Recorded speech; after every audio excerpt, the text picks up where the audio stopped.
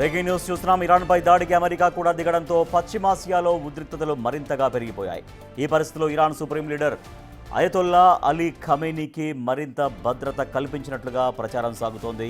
ఇప్పటికే ఆయనకు అత్యంత సన్నిహితులైన కమాండర్లు మృతి చెందడం, యుఎస్ సైతం అటాక్స్ మొదలు పెట్టడంతో ఖమేనీ సెక్యూరిటీని మరింత కట్టుదిట్టం చేసినట్టు వినిపిస్తోంది.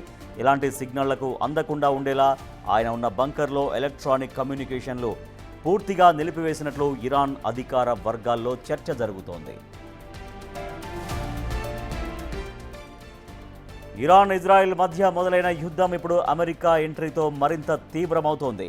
ఈ నేపథ్యంలో తన వారసుడిని అతి త్వరగా నిర్ణయించే అవకాశం కనిపిస్తోంది. ఇప్పటికే ఖమేనీ ముగ్గురిని ఇందుకోసం ఎంపిక చేశారని ప్రచారం సాగుతోంది. అయితే యుద్ధంలో ఖమేనీకి ఏదైనా అనుకోని సమస్య ఎదురైనప్పుడు ఆయన స్థానంలో ఆ ముగ్గురిలో ఒకరిని సుప్రీం లీడర్గా ఎన్నుకోబోతున్నట్లుగా తెలుస్తోంది.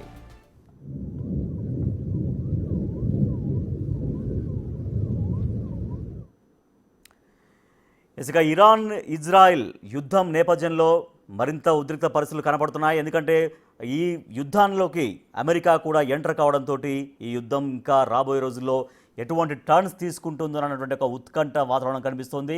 At the same time Iran supreme leader ఖమేనీకి అత్యంత పటిష్టమైనటువంటి భద్రత కూడా వాళ్ళు ఏర్పాటు చేసినట్టుగా సమాచారం తెలుస్తోంది. మా ప్రతినిధి శివ ఢిల్లీ నుంచి మరింత సమాచారం అందిస్తారు. శివ, యుద్ధ పరిస్థితులు చూస్తుంటే మరింత ఉద్రిక్తంగా మారుతున్నాయి. యుఎస్ ఎంట్రీతో ఈ పరిస్థితులు ఎంత తారాస్థాయికి చేరినాయి? ఖమేనీకి అత్యంత పటిష్టమైనటువంటి సెక్యూరిటీ మధ్య దాక్కున్నట్టుగా ఒకటైతే, ద సేమ్ టైం ఆయన తన వారసుని కూడా ప్రకటించేటువంటి పనిలో ఉన్నారు. సో దేనికి అంటే ఈ యుద్ధం అనేది ఇంకా ఎన్ని టర్న్స్ తీసుకోబోతున్నటువంటి చర్చ సాగుతోంది. రైట్ రాజు, ప్రధానంగా చూసుకుంటే ఇజ్రాయెల్ ఇరాన్ మధ్య యుద్ధ వాతావరణం కొనసాగుతున్న నేపథ్యంలో మధ్యలో అమెరికా ఎంటర్ కావడంతో పశ్చిమాసియాలో ఉద్రిక్త వాతావరణం అనేది ప్రజెంట్ కొనసాగుతోంది. అమెరికా ఏదైతే ఇరాన్కు సంబంధించిన అణ్వాయుధ కేంద్రాలపై దాడి చేయడం, అందులోనూ అత్యంత ప్రధానమైన పోర్టు అలాగే నతాంజ్, ఇస్ఫహాన్ ప్రాంతాల్లో అణు కేంద్రాలు దాడి చేసిన నేపథ్యంలో ఉద్రిక్త పరిస్థితులు నెలకొన్నాయి. ఇటు ఇరాన్ కూడా ప్రతిగా ఇజ్రాయెల్పై దాడులు చేస్తుంది. ఇటు అమెరికా కూడా ఎమర్జెన్సీ విధించింది. న్యూయార్క్, వాషింగ్టన్, అలాగే మసీదులు కానీ సాంస్కృతిక కేంద్రాల వద్ద, రాయబార కార్యాలయాల వద్ద ఎమర్జెన్సీ విధించి పటిష్టమైన భద్రతను ఏర్పాటు చేసింది. మరోవైపు అమెరికా దాడులతో ఇరాన్ కూడా అప్రమత్తమైంది. Iran supreme leader Ayatollah Khamenei కూడా ఆయన బంకర్లలోకి తీసుకుని వెళ్ళిపోయినట్టు తెలుస్తుంది. బంకర్లలో తలదాచుకుంటున్నారు. ఆయన్ని సిగ్నలింగ్ వ్యవస్థ పనిచేయని ప్రదేశాలకు ఆయన్ని తీసుకువెళ్లారు. ఎక్కడ కూడా ఎటువంటి సిగ్నలింగ్ వ్యవస్థ పనిచేయకుండా ఆయన ఎక్కడున్నారు అనేది శత్రు దేశాలకు తెలియకుండా, అటు సొంత దేశం సంబంధించిన కొంతమంది కీలక అధికారులకు మాత్రమే ఆయన ఎక్కడున్నారు, ఏం చేస్తున్నారు, ఎటువంటి చర్యలు తీసుకుంటున్నారు అనేది మాత్రం కొంతమందికి మాత్రమే తెలిసే విధంగా కూడా అక్కడ చర్యలు తీసుకుంటున్నారు. అమెరికాకు కానీ సిగ్నలింగ్ వ్యవస్థ కానీ శాటిలైటింగ్ సిగ్నల్స్ కూడా ఎక్కడ కూడా ఆయన ఎక్కడున్నారని తెలియకుండా ఉండే విధంగా కూడా చర్యలు తీసుకుంటున్నారు. మరోవైపు పశ్చిమ ఆసియా ప్రాంతాల్లో ప్రజెంట్ ఉద్రిక్త వాతావరణం కొనసాగుతున్న నేపథ్యంలో ఖమేనీకి భవిష్యత్తులో ఏమైనా జరిగితే వారసులు ఎవరు అనే దానిపై మాత్రం ప్రధానంగా ఇప్పుడు చర్చ కొనసాగుతుంది. దానికి సంబంధించి ముగ్గురు పేర్లను ఇప్పటికే ఖమేనీ, అయతుల్లా ఖమేనీ ప్రతిపాదించినట్టు తెలుస్తుంది. ఫర్దర్గా భవిష్యత్తులో ఆ ముగ్గురిలో ఒకరిని నెక్స్ట్ ఇరాన్ సుప్రీం లీడర్గా ఎన్నుకునే అవకాశం అయితే కనిపిస్తోంది. మరోవైపు ఖమేనీ ఏదైతే సుప్రీం కమాండర్ ఎవరైతే ఇరాన్కి సంబంధించిన కీలక కమాండర్స్ను కూడా కోల్పోయింది, అనేక మంది శాస్త్రవేత్తలను కోల్పోయింది, కీలక సైనిక అధికారులను కోల్పోయిన నేపథ్యంలో ఇప్పుడు ప్రజెంట్ సిచ్యువేషన్లో అమెరికా కూడా ఎంటర్ అయిన నేపథ్యంలో ఏదైతే ఇది ఫోర్ట్ అత్యంత కీలకమైన అణు ఆయుధ కేంద్రం, అక్కడ ముందుగానే దాడులు జరుగుతాయని ముందస్తు సమాచారం మేరకు అక్కడ నుంచి ఏదైతే అణ్వాయుధాలు తయారు చేయడానికి కానీ యురేనియం నిల్వలు ఏవైతున్నాయో విలువైన సామాగ్రిని అంతా కూడా అక్కడ వాహనాల్లో, కార్గో వాహనాలు ఏవైతున్నాయో వాటన్నిటి కూడా తరలించినట్లుగా కూడా తెలుస్తుంది. ముందస్తు సమాచారంతోనే వారు ముందు జాగ్రత్త చర్యలు తీసుకున్నారు. మరోవైపు ఇది టెహ్రాన్కు 100 కిలోమీటర్ల దూరం ఉంటుంది. మరోవైపు నతాంజ్ అణ్వాయుధ కేంద్రం కూడా 250 కిలోమీటర్ల దూరంలో ఉంటుంది. ఇస్తఫాన్ అనేది 350 కిలోమీటర్ల దూరంలో ఉంటుంది టెహ్రాన్కు.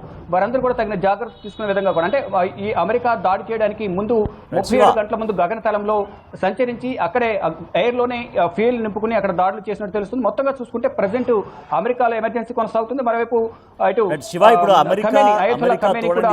అమెరికా తోడైనా కూడా ఇరాన్ ఏమాత్రం వెనుకడుగు వేయట్లేదు. సో ఇంకా కూడా ఇరాన్ తన దాడులను కొనసాగిస్తుంది. మరోపక్క ఖమేనీ ఎక్కడ ఉన్నారో మాకు తెలుసు అంటూ అమెరికా కూడా చెప్తున్న నేపథ్యంలో ఖమేనీ ఎక్కడున్నారో తెలిసిన తర్వాత ఇంకా ఖమేనీ విషయంలో అమెరికా మరింత ముందుకు వస్తుందని భావిస్తున్నారా? ఇరాన్ ఏం భావిస్తోంది? సో ఖమేనీని అంతం చేసేటువంటి లక్ష్యం ఏమైనా అమెరికా పెట్టుకున్నట్టుగా ఇరాన్ భావిస్తోందా? ఒకవేళ ముందుగా బేషరతుగా క్షమాపణ చెప్పాలి, సరెండర్ కావాలనేది అమెరికా ఒక ప్రతిపాదన ఇరాన్ ముందు ఉంచింది. కానీ ఎటువంటి లొంగుపాటుకు అవకాశం లేదు, తాత్సారం లేదు, దాడులు చేస్తాము అనే విధంగా కూడా డొనాల్డ్ ట్రంప్ ఏదైతే ట్వీట్ చేశారు గతంలో, ఆ ట్వీట్కు విరుద్ధంగా కూడా ఇరాన్ దాడులు చేస్తూ ఉంది. ఇటు ఇజ్రాయెల్ పైన అనేక విధాలుగా దాడులు చేసింది. ఈ దాడులు ప్రతిదాడుల ద్వారా సాధారణ పౌరులు, సైనిక వ్యవస్థ, వైమానిక స్థావరాలు అనేక విధంగా కూడా ఇరు దేశాలకు సంబంధించి నష్టం అనేది భారీగా జరిగింది. కానీ ఎక్కడ కూడా అధికారికంగా నష్టానికి సంబంధించి ఎంత మేరకు నష్టం జరిగిందనేది కూడా ఇరు దేశాలు ఎక్కడ ప్రకటించడం లేదు. తగ్గించి మాత్రమే రెండు దేశాలు ప్రకటించుకున్న పరిస్థితి కనిపిస్తోంది. మరోవైపు పౌరులు కూడా భారీ సంఖ్యలో అటు రెండు దేశాలకు సంబంధించిన పౌరులు, సాధారణ పౌరులు కూడా చాలా మంది చనిపోయారు.